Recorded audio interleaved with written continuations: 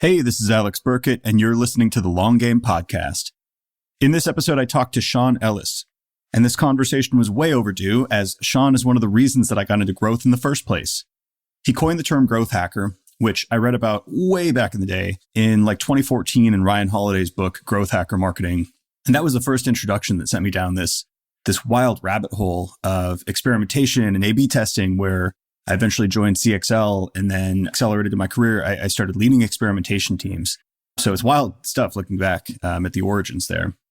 So Sean, if you're unfamiliar, led growth for Dropbox, Eventbrite, Lookout, and LogMeIn, helping them scale to $1 billion plus valuations.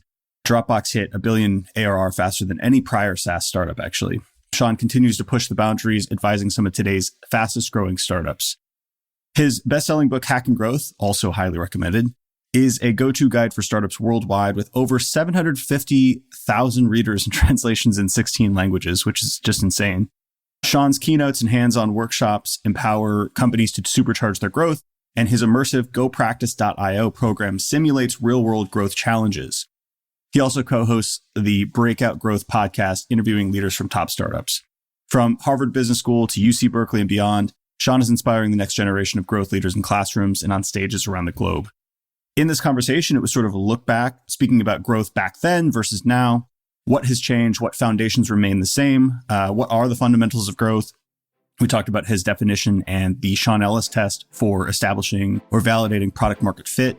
And then we covered the evolution of growth and go-to-market for startups in the age of AI, which obviously includes a lot of uncertainty, but we also talked about some fun, practical use cases for scrappy startups. Without further ado, here is my conversation with Sean Ellis.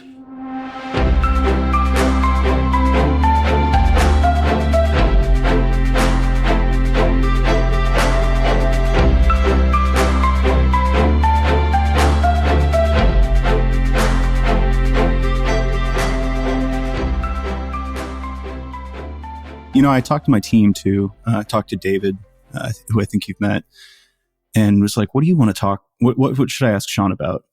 And I think there's an interesting framing of then and now, right? With growth hacking, product market fit. I feel like so much is changing now in this AI era that it's almost like a good time to stop and reflect and say what is the same? What is changing? How should people even be thinking about this stuff? I think that's probably an interesting take. Right. But what else is on your mind? Yeah, I mean, I think I might lead to some boring answers in that case, because it's so the fundamentals really don't change. AI just helps you kind of do more stuff faster and figure things out faster. But I don't think what you need to figure out and what you need to do necessarily changes too much. So we can go into details on that, but that's obviously, and then kind of what's around the corner for AI. Who the hell knows? It's changing so fast. But that's what people always ask me in the context of SEO. I'm like, I could tell you what I think. Yeah. And anybody else on LinkedIn can tell you what they think. But look back at their predictions 12 months ago and see if those line up to today. And you'll see. Yeah. People have asked me, are you going to write a book on AI? I'm like, if I wrote a book on AI in a year, we would look at it and go, that was the stupidest book ever. So no way. Yeah. So, are there any? I don't want to do kind of the same interview that you've done before. So I'm sure there's topics that you're just like, all right, we've discussed this. You can find me on this podcast talking about that. Here and there. Are there anything that you're just bored of talking about? Anything that you feel like you're not asked about enough? No, but I do think that. I am so rooted in the fundamentals that that it's hard to not cover a lot of the same topics that I cover on other podcasts. But I do think, talking about, I really haven't covered in very much detail. My last two presentations have been on AI and how AI helps teams do a lot more with less. But again, it's all rooted in the fundamentals, and so that was the thing that made me comfortable talking about AI, was just making sure that I wasn't just all that future vision, not practically applicable things. But ultimately, if you don't have a product that people really need, the product market fit side of things, I would actually take it so far as that success and growth is 90% of it is product market fit, and 10% is your ability to execute on that product market fit, where, at least in sustainable, like really fast growing companies, you can have kind of crappy product market fit and maybe execute yourself into a couple of years of decent growth. But it's going to be a frustrating process. All right. So I know exactly where I'm going to take this. And even like punchline up front, like the thing that I'm really interested in, because you're talking about the fundamentals, is like how you even develop these mental models, because they seem to be like guiding forces that sort of like are the centripetal force, is that the word, of all the other ideas that kind of like pull in. Yeah. But one thing that you mentioned was product market fit. Sean Ellis Test, right? You're known for that. It's that your name is on the test. I never named it that. I just called it the product market fit test, but people over time have converted it. And you got to go with it. That's voice of customer at that point. Real quick, just explain what that is. And then I've got a couple follow-up questions just regarding product market fit then and now, and if anything's changed. But like, what is the Sean Ellis test? Yeah. So, essentially, I initially came up with it just as a way of like figuring out if I'd have a fighting chance if I worked on a product to be successful. And so I figured the best way to know that is to ask the existing customers, like if they really care about the product. And the way I worded it, that got kind of the most useful reaction from them was asking them, how would you feel if you could no longer use the product? So that's the core of the Sean Ellis test, is that question. How would you feel if you could no longer use this product? And then giving them a multiple choice set of answers: very disappointed, somewhat disappointed, or not disappointed, or even not applicable. I've already stopped using the product. But I'm in particular only interested in the people who answer, I would be very disappointed without the product. And when I came up with that question, it was like 2007, I think. So yeah, pretty far back. I was living in Silicon Valley, shared the question with a lot of other startups. I mean, the benefit of the high density of startups in one area is that kind of ideas spread pretty quickly. And so I was sharing that question with others and trying to get kind of a benchmark of, what other companies were getting on the answer. And I started to see over time that it was around 40% of the, when around 40% of the people said they'd be very disappointed without the product. Those products tended to do pretty well, whether I worked with them or not. And companies where it was significantly less than that 40% seemed to struggle, whoever was working on growth for those products. So 40% became this kind of benchmark that is, I think, a good indicator of, okay, now you have something that could actually sustainably grow. I like that there's, you're not, like you've kind of avoided the midwit. That meme where it's like the IQ bell chart, where it's like the really smart guy and the really dumb guy, like have a very simple, like you're at 40%. Because I feel like product market fit is one of those things that people overcomplicate and have a really hard time defining. And you've given kind of like the simplistic, like heuristic. It's obviously like there's some nuance, I'm sure there, but like it's all right. Here's a quick test to see, like, do you have a fighting chance to layer anything else on top of this? Like, is there a fundamental stickiness to the product in the first place? Yeah, and obviously, like people's actions are probably even more important than their words. So if you had a high percentage of people saying they'd be very disappointed without the product, but most people who tried it were churning out, I would probably put more emphasis on that high churn rate and say people say they'd be very disappointed without it, but for some reason they're not using it. So, I mean, retention cohorts is kind of the more historic way of determining if you have product market fit. But the problem is, that's just a number, and you don't get much context on why you have product market fit, where you have product market fit. Where when you do it with a survey, you can include a lot of other questions that start to really help you understand why you have product market fit. Yeah, I'd love to dig into some of the nuance here, because I'm starting to think about examples of like, I would have very high sentiment, or I would probably attitudinally say that something like Duolingo or even clay.com, if you're familiar, it's like enrichment platform that can just do a ton of stuff, but it's very complicated. So what I would say is like, I wouldn't want to live without this product, but like my actions, it's like kind of an aspirational thing. Like I wish that I used Duolingo every day, but if you actually looked at my like active usage, it would probably be very disappointing. But I'm like, I don't want to live without it. And then there's other cases. I'm on a 467 day streak, so I'm definitely an everyday user. What are you learning right now?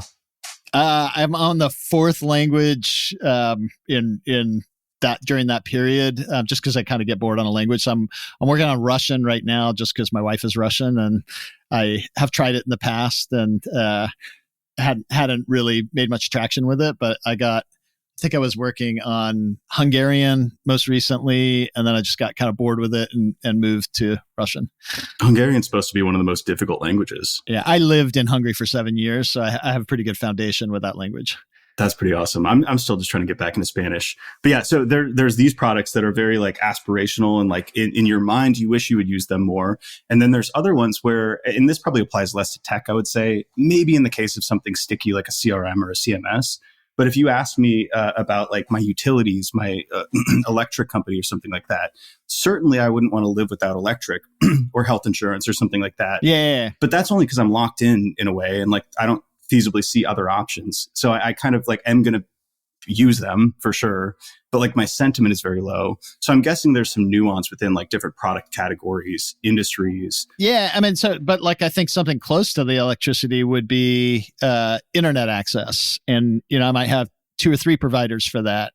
In fact, I was just renewing getting a new iPhone with Verizon, and they're asking, do I want to add Verizon internet to my home? I'm like, well, I already have fiber. And they're like, oh, okay, we won't be as fast as fiber. So I'm sort of like, okay, what I have is good enough. But if they basically said, I have fiber, it's the same price, then it's more of a commodity, and maybe I would switch, maybe I wouldn't. I don't have a reason to switch, but I do find that when I ask that question, a lot of times when I ask, why did you choose very disappointed or somewhat disappointed, I find that the people who choose very disappointed have both a lot of value they're getting from the product, but very unlikely to know a good alternative product that could also provide that value, where those who say somewhat disappointed might be getting a lot of value, but they say, well, I would just use product X instead. So I would only be somewhat disappointed if I couldn't use this. Do you, when you use these surveys, like it reminds me a little bit of NPS. I know they kind of measure different things, but with NPS, one of the utilities is not just saying like, we've got like a 60 or whatever your score is. It's being able to partition and segment out the people who are detractors and promoters, and say, take your promoters and say, hey, can you review us on G2? And with your detractors, maybe pay some extra attention on a customer service level. So are you using the data in any way, like post-survey, to either think through product development, through voice of customer, go-to-market? Like, are you focusing on the people who are the most enthusiastic about the product, the people who are, they don't care as much, and figuring out why? Like, what are you doing with the data, like after you get those responses? Yeah, first I'm trying to find just that, what is that white hot kind of group of people who are most passionate about the product, and what is their use case? What is the key benefit that they're focusing on? And that's going to help me attract the right people, know who to target. And my messaging, if I now I know, the hardest thing with innovation is to create value in the first place. You have a bunch of hypotheses when you start, but ultimately value you kind of need to crowdsource, and sometimes it's not even what you anticipated it to be. People end up loving your product for different reasons. So once you figure out this is why people love my product, then it becomes important to update your messaging to have a promise that reflects what the product is truly great at delivering. And so that alone is a huge, like drives huge impact on improving your ability to acquire a passionate customer base. And then, and obviously also improving your onboarding so that you quickly deliver on that promise will help that lock in. So that just in kind of building your customer acquisition engine is really powerful. But then on the other side, how do you end up determining what your product roadmap starts to look like? For me, I would not say, okay, what are the people who really don't care about my product right now asking for? Because if I start to add all those things, maybe I break it for the people who already love it. And so then you have a bit of a trade-off there. So I'm at least starting with, okay, this is the benefit that product's truly great at delivering. And then I picked this up from Superhuman, and that's one of the benefits of putting, my survey out there, and we included it in the book, and I've been blogging about it for a lot longer than that, is that others start to adopt it and find new and better ways to run the survey. And so what Superhuman did was they did the same thing. They figured out what is that core benefit that must have users focus on. And then I normally just ignore the people who say they'd be somewhat disappointed, but they said, I'm going to segment the people who say they would be somewhat disappointed without this product and find within that group, which group of those people are also focused on that same core benefit, and what are they asking for in the product. And so now you start to figure out how you can improve the product as it relates to that core value. And so you're not kind of diluting that value proposition over time. I almost wonder if there's value in finding the people who aren't as enthusiastic and figuring out their behavioral patterns and seeing if they miss something, from a cohort and user perspective that the people who are really thrilled about it experience, like the whole aha moment thing where, maybe I sign up for a huge piece there. Yeah.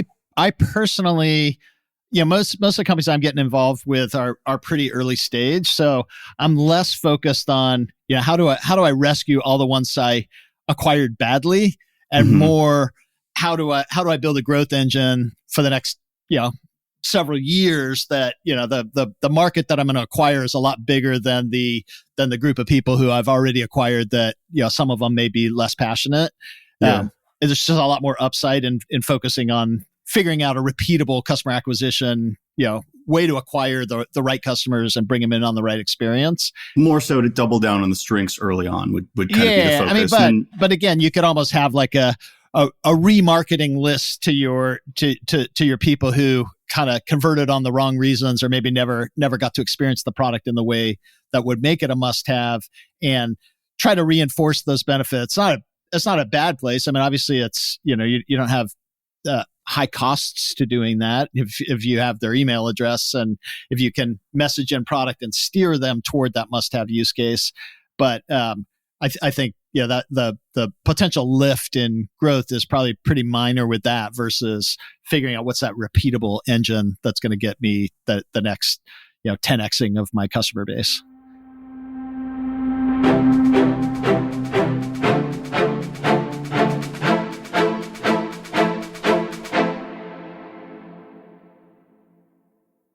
So this might be a little bit of a wonky in the weeds question, but with this data, are you also ever able to parse out like differences in how they came into the product, like whether via channels, so like SEO, paid, whatever, virality? For sure. I'm trying to append as much information as I can. Usually I don't have to necessarily run a survey for that, unless their kind of origin is unknown. So maybe they're coming through word of mouth or press, and then I might want to put some survey data on it as well.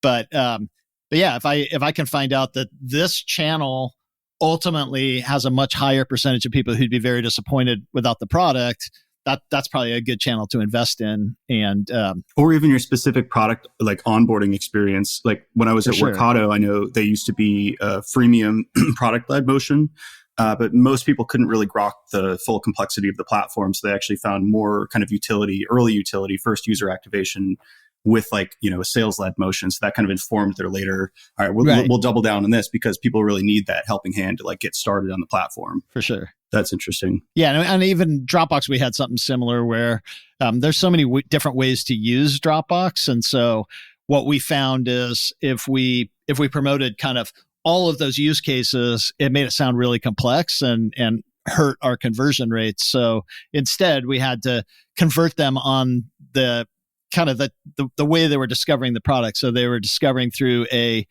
file share, then initially position it as a file share product, and then over time, the more that they used multiple use cases, we would see the percentage of people who'd be very disappointed without the product go way up. And so it kind of it guided how we ultimately manage that life cycle over time. But that's pretty unique for most products. They're all coming through a pretty similar front door, and so I want to set the right expectations based on how they're coming in. Yeah, I would imagine that's once you're kind of a multi-product, complex kind of organization that becomes more interesting. I mean, even for us, like with an agency, we do so many different things within SEO, content, production, et cetera, et cetera. And when we try to explain that gestalt, that complex, holistic growth thing, people are like, what? What do you do? So we have to find like that entry point, and that voice of customer is really important. On product market fit though, one question that I had, and David wanted to ask this too, is has your understanding of product market fit conceptually changed since maybe the Dropbox days? Like, has it changed, especially in the face of AI, where it seems like how we're interacting with software is changing in many ways? There's also maybe more of an abundance of point solutions. I don't know if you've seen like those MarTech, landscapes, and then now we've got AI agents that can kind of stitch together different tools. And it seems like there's maybe going to be a little bit less of a stickiness in certain ways. Like, have you altered how you think about that signal that something has product market fit? So I'll latch on to the last thing that you just said, the stickiness piece, because I think that's pretty interesting. Because I think where AI really is valuable is today for all these new companies that are coming out with new solutions. Usually they have a hard time competing against incumbents who sort of have channel dominance and other things where it's just like a little harder for the new one to break in. But I think really lean teams can do a lot more with AI now, and so as a result, you can see a lot more products come to market and get traction. And the more products that come to market and get traction, the more likely your must-have solution is facing more and more competitors that either make you no longer need it at all, or make you just a commoditized, something that's just not that differentiated, and so your product market fit starts to erode over time. So probably that's going to be in the short term one of the things that affects companies a lot. But coming back to the original part of the question on product market fit is, how has my understanding of it changed over time? I would say that my appreciation for product market fit has actually grown a lot since I first came across the term. And, even before I came across the term, it was like, the concept of product market fit was in my head. I think the first time I kind of realized the concept of product market fit was I was coming off of my second startup. We had just filed for an IPO. The first one had also gone public. And I was thinking, okay, the next startup I do statistically is going to fail because no one knocks it out of the park 3 times. So in a row. So what is the reason it's going to fail? And so it's kind of like reverse engineering the failure. And then I was like, man, I could be like the greatest marketer in the world, but if nobody wants the product, then I'm dead in the water. And so that's how I started to kind of hone in on this concept of product market fit, is that ultimately the product has to meet an important need.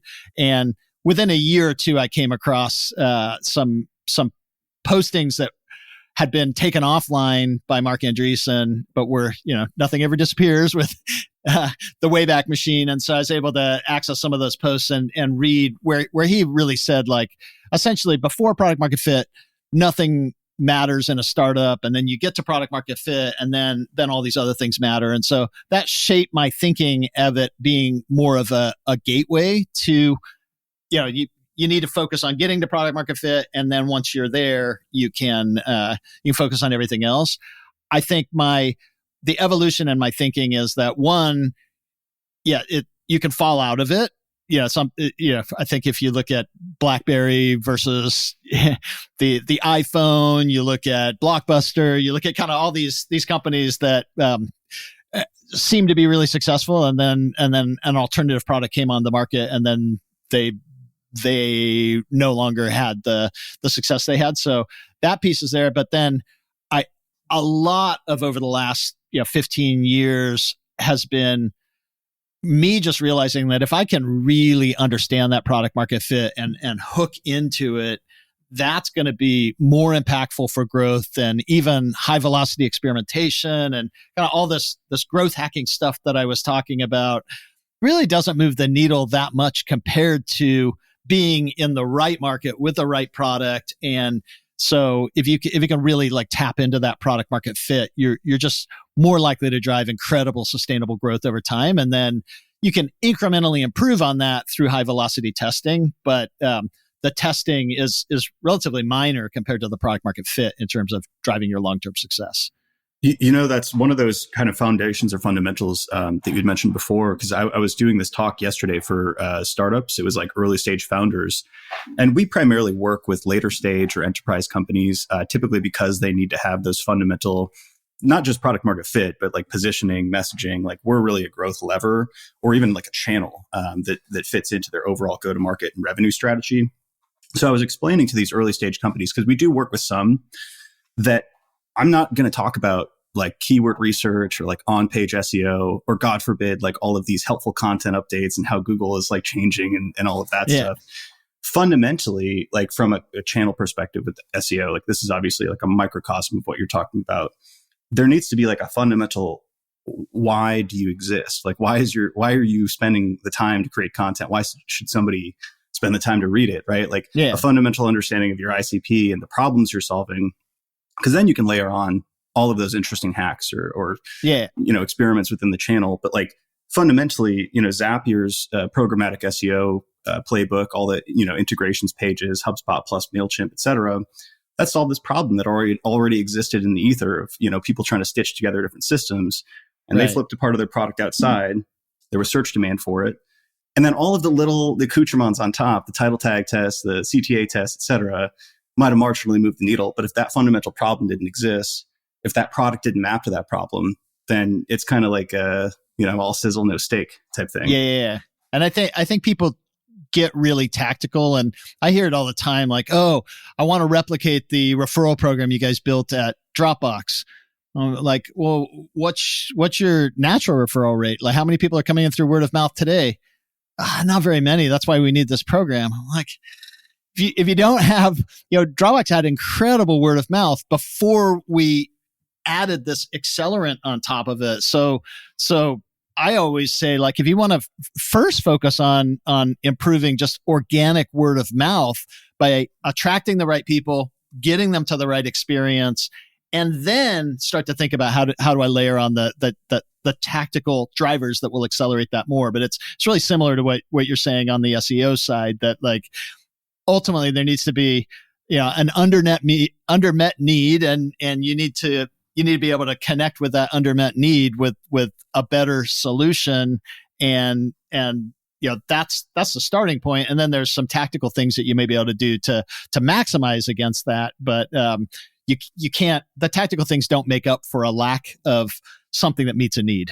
And I think that's such a hard thing to grok, because that concept of like cargo cult science, the Richard Feynman thing. I don't know. Where I'm going to botch the story, but during World War II, it's like Melanesian tribes saw like cargo planes overhead, dropping materials and food and whatnot, and they were in certain patterns or something like that. So they tried to replicate those patterns because they figured that was the causal reason that the planes were dropping cargo. Oh, gotcha. Yeah. So it's kind of like a surface level understanding of something. So like working at HubSpot, I saw a lot of the inner machinery as to like how certain things worked. But from the outside, you would often see takes.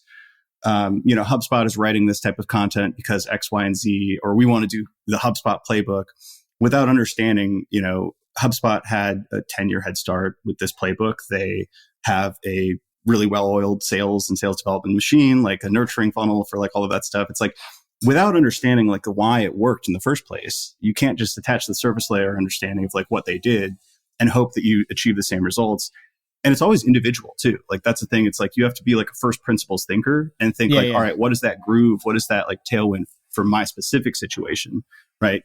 How you'd mentioned it with Dropbox. You're like, are people even referring your product? Like if they're not, like how are you expecting to just layer on like some incentive to behavior that's not even happening at like baseline? Right. Totally. So growth hacking. Let's do the then now with growth hacking.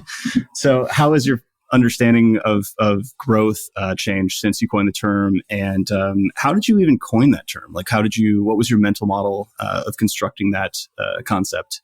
Yeah. So why don't we start with the second part? Yeah. I was based in Boston for a lot of years, and compared to Silicon Valley, like the tech scene in Boston. I know you were with HubSpot. I'm not sure. Were you in Boston when you were with HubSpot? No. I just visited a couple times a year. I was always in Okay. Austin. I was a little bit of a renegade. Yeah.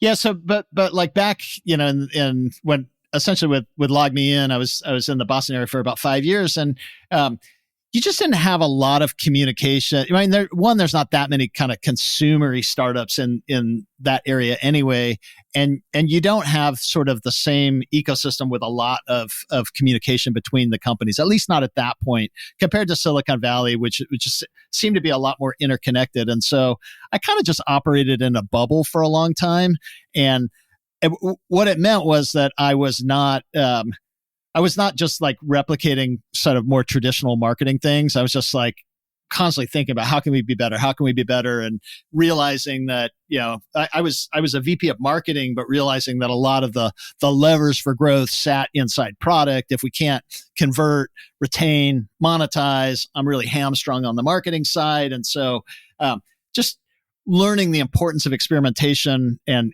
data. Over my first two opportunities that I worked on, the other one being in New York City for another 5 years before that.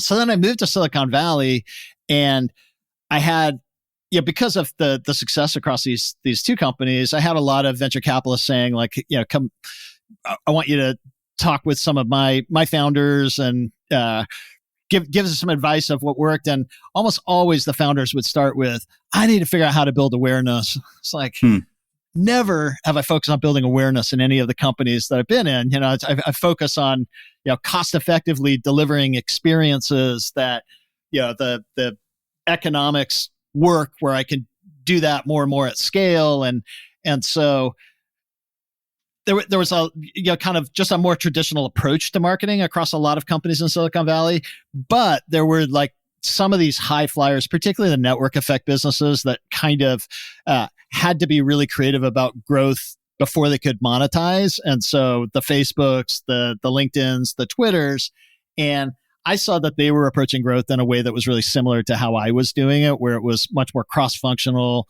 high velocity test driven, using data to make really informed decisions. And I said, like, I'm not going to be able to convince the world that that's the better way to do marketing. So I feel like this thing needs a name, because it is going, as we define marketing, it's a department, and it's crossing into some of the other departments.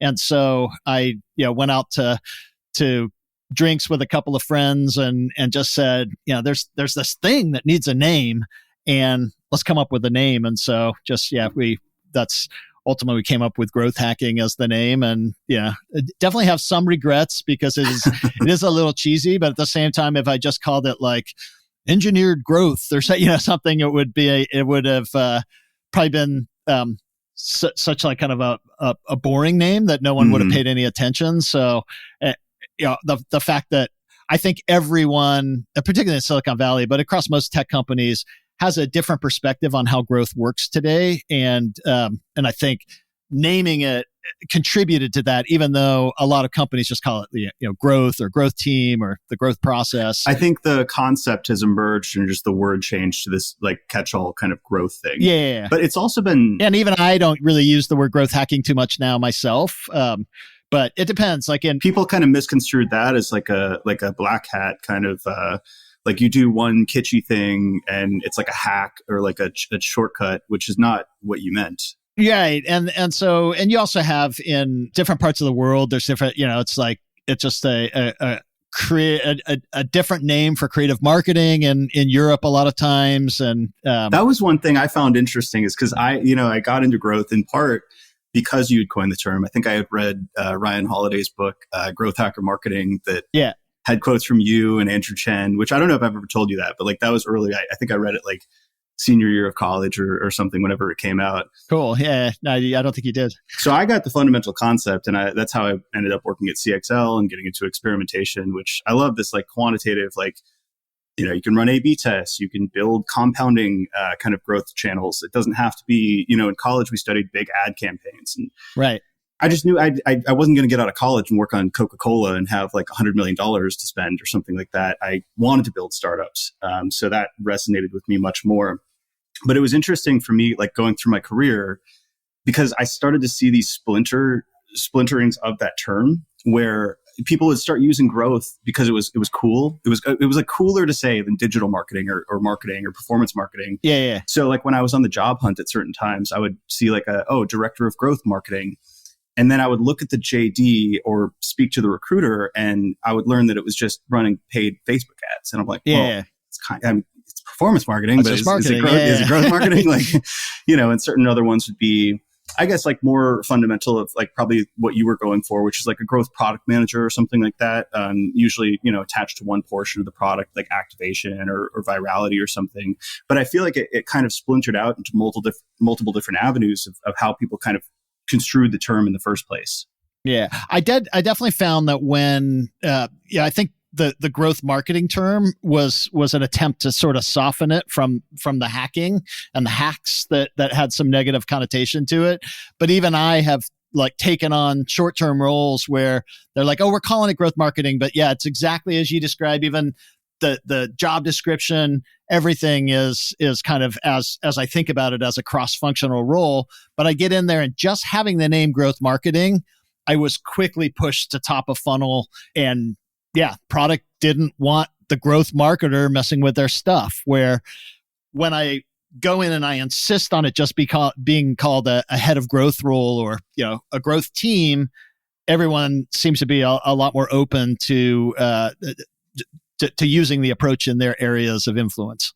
That actually seems really important, like for anybody who is job hunting or like sussing out different opportunities. It seems like that fundamental interplay between product and marketing.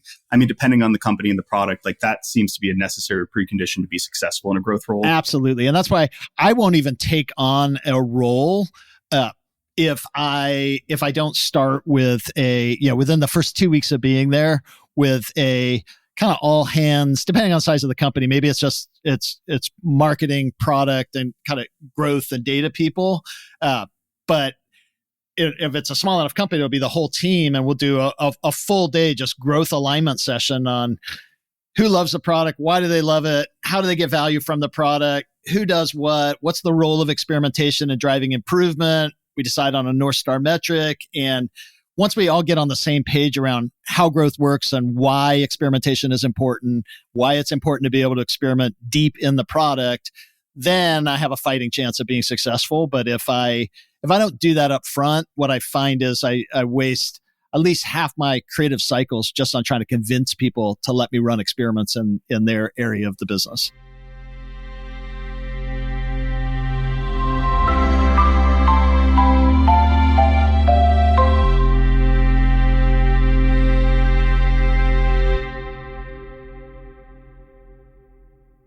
Have you found there's differing levels of maturity and understanding of growth based on even business model or business type? I found that enterprise software operates on a much more traditional sort of CMO and sales, and then product is often their own universe, kind of shipping, almost waterfall development cycles. Yeah. And it was always very challenging for me to work with those types of companies because we didn't have the same lingua franca versus I love taking early stage startups who went through Reforge, or they'll talk about the Sean Ellis test because I'm like, oh, we're speaking the same language, right? And we can apply those models to SEO. We can look at SEO as a growth channel versus sometimes when we work with more of those enterprise B2B companies, they look at how these things fit together in a much more traditional and that's to say siloed way. Yeah. Have you seen similar patterns like that? Or For sure. And I think that the silos are kind of a natural outcome of just growth. That like when you get bigger, you get more and more specialization, and then they form teams that have even other areas of specialization within the team, and so over time, like there's a big divide between different teams in the company. But growth is this kind of holistic engine that even if it's a big enterprise sales company, like marketing is not just a team that's generating leads. If they're leads that aren't qualified and they're leads that don't retain after they convert and don't monetize well, yet others are doing the motion that gets them to the point of monetizing and converting. You're going to have a really under optimized growth engine in the business. And so one of the benefits of a growth team is someone who sits outside of those silos. The silos are going to exist. It's impossible to have them not exist, but thinks about how do all those parts fit together and what are the most under optimized areas within that engine, and how do we focus some effort on driving improvement in those areas. And so if that growth team comes in and they don't have some dedicated resources with them, then they have to convince someone to shift resources to that opportunity. And that's really hard. And so that's why I think a lot of times it's really helpful if a growth team has a couple of dedicated engineers, maybe a designer, maybe some data people, depending on the company size. But when they can actually come in and augment the resources to drive improvement in a part of the business, you're just a lot more likely to get that buy-in. But again, I wouldn't even take on any role if I didn't at least do the upfront first. And then when I talk to heads of growth who might be like 6 or 9 months into the role, it's kind of too late to do the upfront alignment at that point. Now it just looks political. So that's where a lot of times they need to bring someone from the outside. And so I'll partner with them to help drive that alignment and end up making their lives a lot easier. This is a speculative question, but thinking about the role of the CMO, traditional CMO into the future, how do you think that's going to evolve? Like, do you think that's going to be something that's obsolete? Do you think they need to be more of a growth mind? Or is it something that you could even set up like a hybrid structure? Like I had this at Workato where we had a VP of growth who actually was kind of revenue factory mindset where it's like leads, pipeline, had SDRs under that team, also worked across product. And then we had a CMO who was more, thinking about positioning, messaging, events, brand, et cetera. How do you think things will change or should change with regards to marketing leadership? It's hard. Obviously, like what we learn about in school is that marketing has 4 Ps, and one of those Ps is product. But in reality, when we're in tech companies, most of the time, product is pretty distinct from the marketing organization. And so CMO may have product reporting into them, but it's still, marketing is considered a different function than product. And that's where some of this breaks down. But so I do think even in that case, having a head of growth role, independent of that, maybe they report into the CMO, maybe they don't, but that they're looking holistically at the growth engine becomes important. And then, but I never really recommend this is exactly the right team setup for companies, because ultimately, if they're running experiments in all parts of the business, particularly the high leverage opportunity parts of the business, then maybe they don't even need a growth team.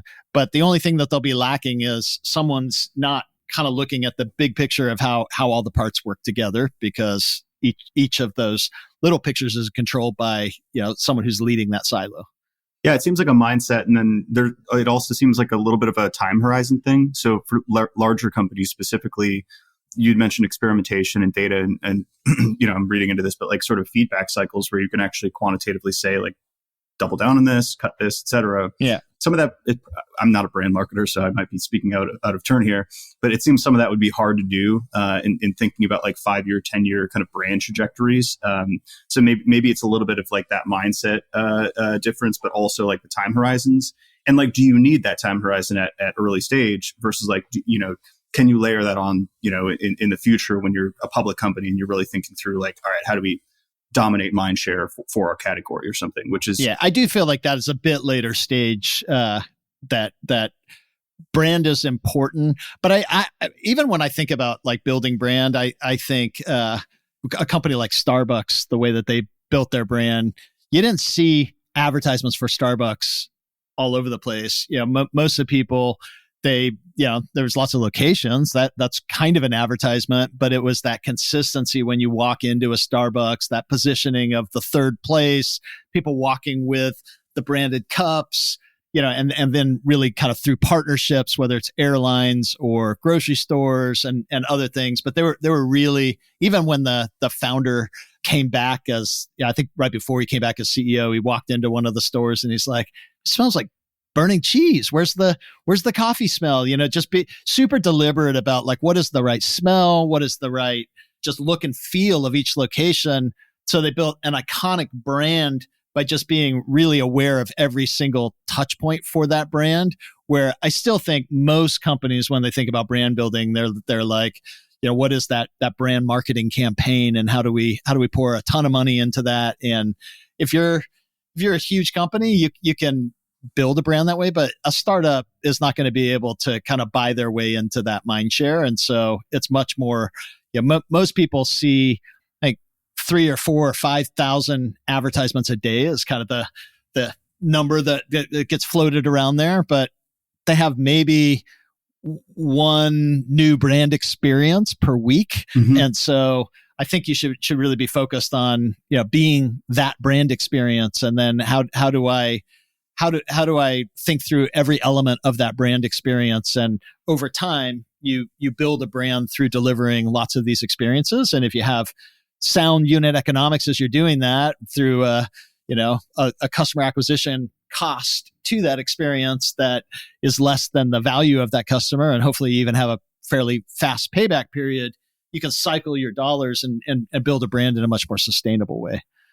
That resonated with me. I've been thinking about that a lot, actually. Like the brand is in some portion the positioning and the framing that you've set up, or how you want the conversation to be had about your company and your product. Yeah. But then there's also, and this is super underrated, most people don't think of it this way, but there's the emergent property of brand that comes from incremental experiences that somebody has or a group of people has, and the conversations they have together about that experience.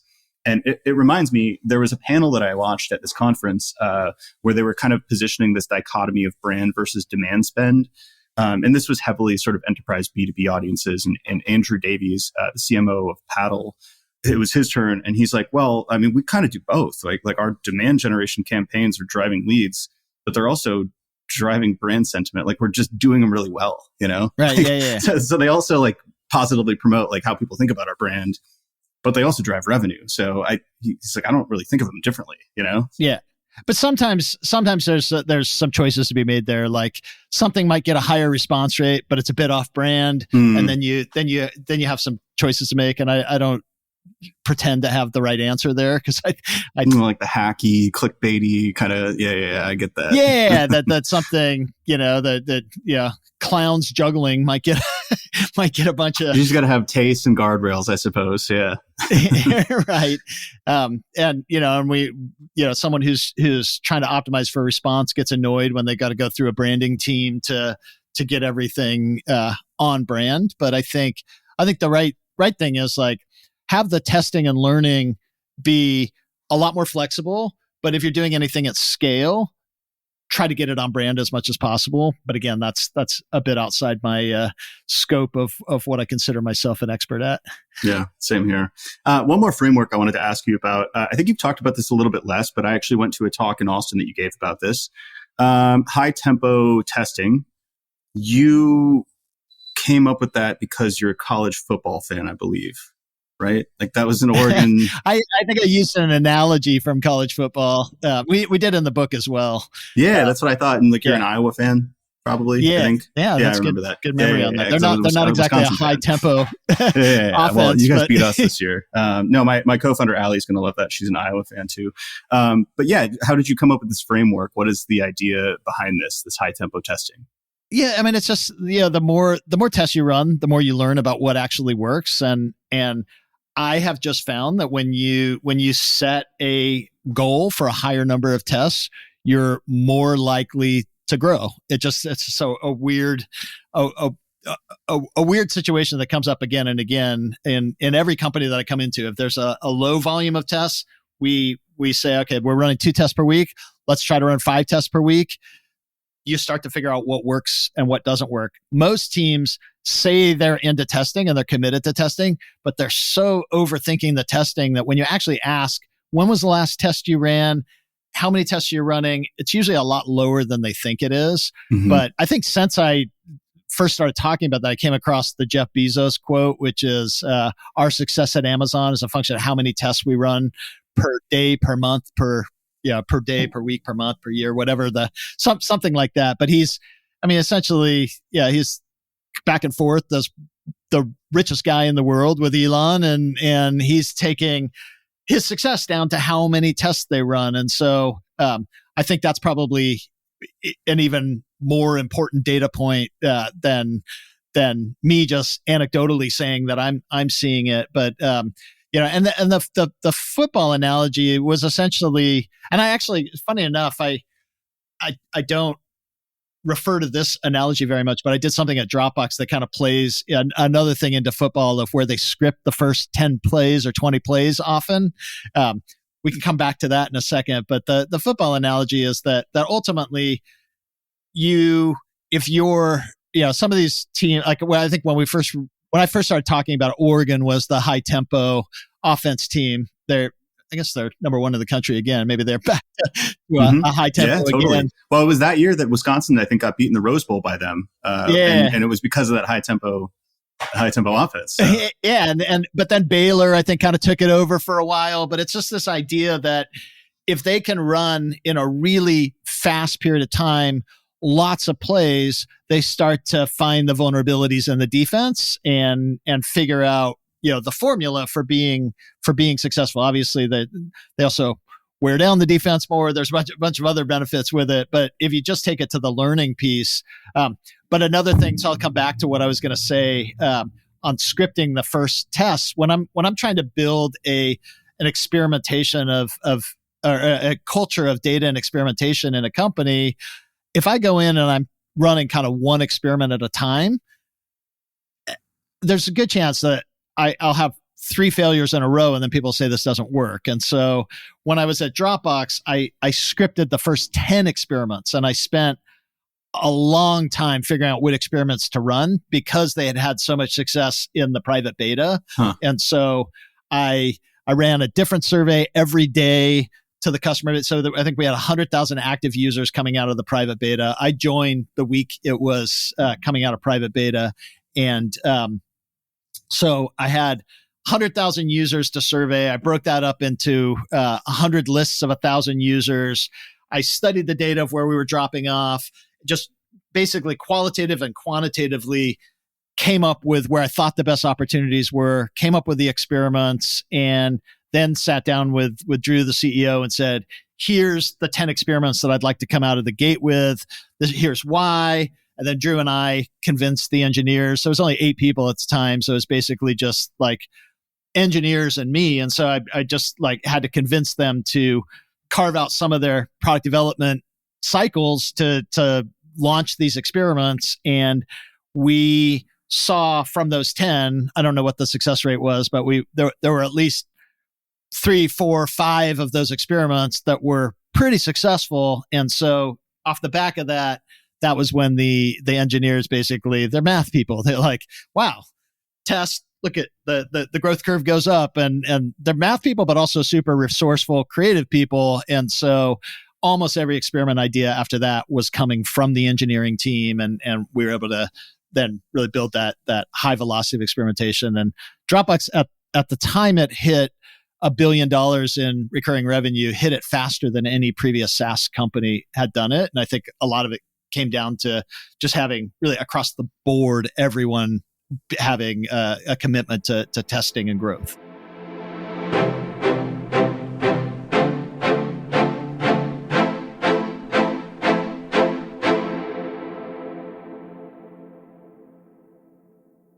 So that scripting of the first 10 tests is very interesting. Were you trying to identify higher expected value experiments, given that you said if you get 3 or 4 or 5 losers right off the bat, there's probably going to be a stalling of motivation to keep going. Yeah. So if you kind of not cherry pick, that's the wrong word, negative connotation, but if you pick higher certainty experiments in the beginning, you kind of drip some dopamine through everybody involved, and they're like, oh, wow, this is actually really interesting. And if we keep doing this, I can just model it out mentally. This is going to be propitious for our team. So let's continue on. You buy more bandwidth and trust. And the bar's relatively low. Like, I mean, essentially, you have to think like, even in that business, every single thing they'd done up to that point, even though they'd never run a test, was a test. It was just the A version. Someone is guessing that this is the best way to do this. Mm-hmm. And so there's been zero optimization. So the chances that I would come up with 10 different ways to do things and that all of them would be below the, what they had initially guessed, particularly because the 10 that I'm coming up with are based on customer feedback now and where they're struggling and where they're being successful, where the initial things that they created were just based on pure guesses before a customer even experienced it. And so, yeah, the chances of being able to have some pretty high impact, at least some wins, and then some high impact wins are actually pretty high. Right now is such a fun time in growth because I feel like there's so much that's changing and shifting. And my heuristic is like experimentation is always fun. It's always necessary. But like during times of uncertainty or channels of uncertainty, or anytime there's like sort of like opacity of information, it's critical to experiment. Yeah. And we're seeing that in SEO. We're seeing that probably in go-to-market generally, just based on like all of the different changes with AI, customer journey, how people find information. So like that's why I'm like, quite frankly, this is the most exciting time in my career. I'm like, oh, we get to like figure out like, we get to write the new scripts because some of those old ways, other than the fundamentals, like we had talked about, like understanding your ICP, product market fit, et cetera. From there, there's so much that's new and novel and just interesting ways of doing things differently at this point. Yeah. And it's easy to get caught up in all the new things and then kind of lose sight of the fundamentals. And so the fundamentals have to be at the core of everything you're doing. I did a trip around the world earlier this year, basically celebrating that the book was doing way better than I expected. I think we hit, I had just gotten the notification from my Chinese publisher that we had hit 600,000 copies sold in China. And I was like, I had no idea we had sold that many. And so, and when you add up all the markets, we were, trending to do 1 million copies in the first 10 years. And that would make it a pretty unique book, fiction, nonfiction, to hit that number. And so I thought a trip around the world would be a good opportunity to just help build some momentum, leverage some of the success on the book. And as I was getting closer, like obviously there's been some, it's a little harder to get opportunities in China than it was, 5 years ago. But my Chinese publisher, at first said, yeah, we probably can't do anything to be a part of this trip. But then she reached out to me probably like February, March, and said, actually, I would like you to come to China. Can you squeeze us in? It looks like you're going to be in Singapore at this time. And it's like, I think I can. And she's like, but I want you to do the entire presentation on AI and LLMs. And that is just going to be a bunch of theoretical crap if I try to do a presentation on that. And everything I've ever presented on is based on like stuff I've actually done. That's just, so I declined it, even though it tends to be one of my higher paying markets.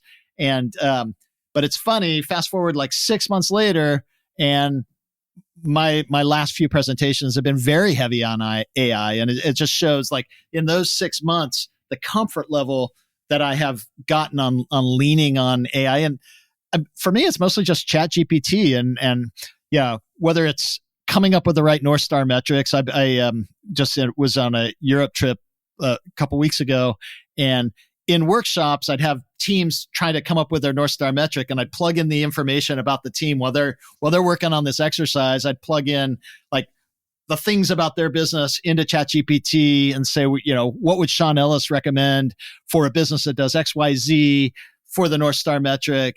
And more than half the time, it was coming up with the exact same North Star metric that the team would spend, 30 minutes debating.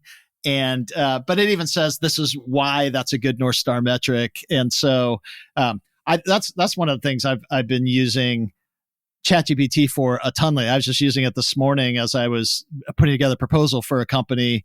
I have a book that I've read that is really good for proposals and just in general. And so I plugged in the full proposal and just said, what what changes would this author in this book say I should make to this proposal based on his recommendation?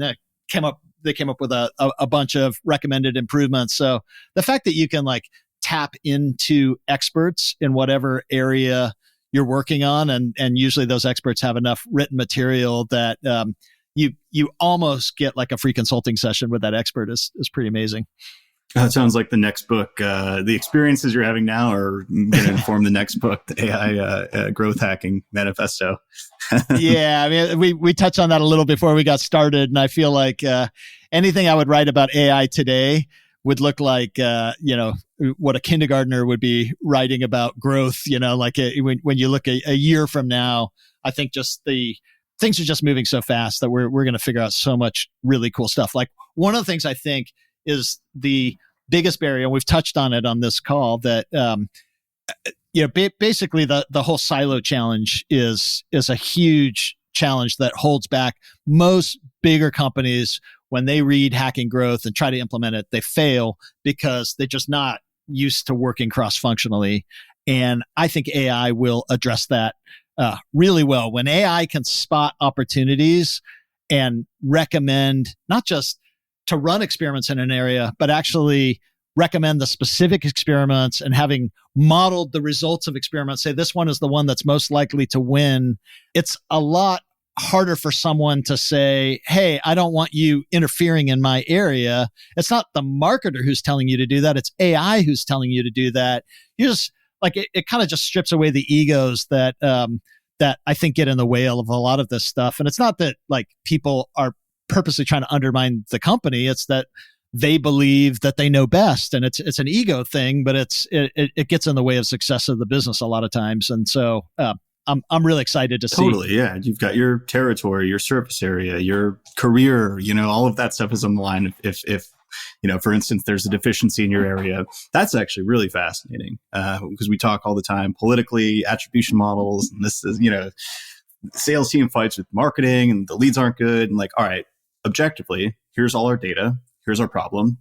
What are the areas you would optimize, right? And then you just go in and kind of fix it. Yeah, I mean, and I've already been using ChatGPT for this. Like, I put all the information that I have about a situation where I'm trying to come up with experiments, and then just say, give me 10 experiments. And then, what other insights could I collect to improve the experiments that I want to run in this area? That'll give me a list of, insights that then I'll go out and run a set of surveys based on that. And so just having kind of like a mental sparring partner for a lot of these things, it's already super useful. And it's like a $20 a month tool, and obviously more and more AI is being baked into specialized tools. But the fact that you can get so much value out of a $20 a month tool is pretty incredible. Yeah. Hey, this is epic. Unfortunately, yeah, we're at time. I feel like we have to do a year from now, 2 years from now, like a rehash on everything that we'll have done since then. In the next couple of years, there's going to be so much innovation and fun stuff. But this is awesome. Thanks so much. Where can people find you online? What do you want to point people to? So I've started writing a lot more. So on Substack, so seanellis.substack.com. But yeah, you can follow me on LinkedIn. My website is seanellis.me. And any of those are good. That's the one other plug that I'll put in there, is that I teach an online course called gopractice.io, and we are starting a new cohort in 3 or 4 weeks, and it's a data-driven product management simulation, so that you're essentially working with real amplitude data that evolves over time and navigating the decisions that you would need to make as a growth leader through the process of building a successful product. And so it's a really cool kind of hybrid online simulator with the live sessions that we'll be doing. So you can check that out at gopractice.io. That's cool. Marrying kind of theory with practice. Love that. Yeah, absolutely. Nice. Well, thanks so much. Yeah, thank you, Alex.